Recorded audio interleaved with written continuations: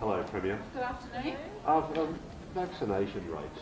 Yep. Are we in some way, Queensland, some way the victim of our own success in having kept COVID out? Look, I think Queensland's have done a great job, and now they're answering the call to get vaccinated. I've just seen some of the regional breakdowns, and I'm delighted to say that the vaccination blitz we had last week is having a big impact on our regions, and now we need everybody else to come forward and get vaccinated. We've got 6 days to go.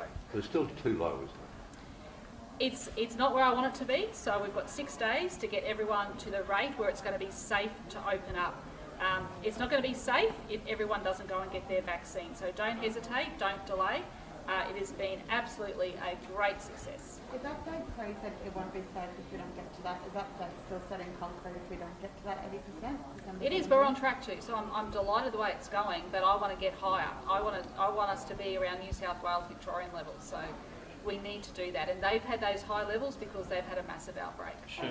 Are you looking at allowing people, like unvaccinated people, into government places like stadiums, for example? There's been no decisions made on that. Sherbrooke and Yarrabah is still pretty dire. Yeah, Is there thank you. Yeah, very good question. Look, we had a good cabinet meeting today. All the ministers updated cabinet where they've been, and they've got ideas about how we can increase the vaccination levels in some of our Indigenous communities. So a lot of work that needs to happen, and it's great to see the federal government kicking in with a campaign to help our First Nations people. Ideas such as what? Ideas? Well, I'll be talking about them during the week. Just on the Gold Coast man, yes. Are you disappointed, angry by those reports that he allegedly tried to flee? I've heard those reports. He should just sit tight and get better. It is going to be of no help to anyone to have an infectious person running around the Gold Coast. Just on the Olympics, yes. Carbon neutral, what's that going to actually look like in practice? Well, we'll talk about that during the course. We've got 11 years to go. Once we reach 80% vaccination, yes. will businesses that are only open to vaccinated people be rewarded with fewer restrictions still? Is that still the plan? We'll work through all of those issues. Lydia, I think we said earlier that businesses will make up their own minds about what they want to do.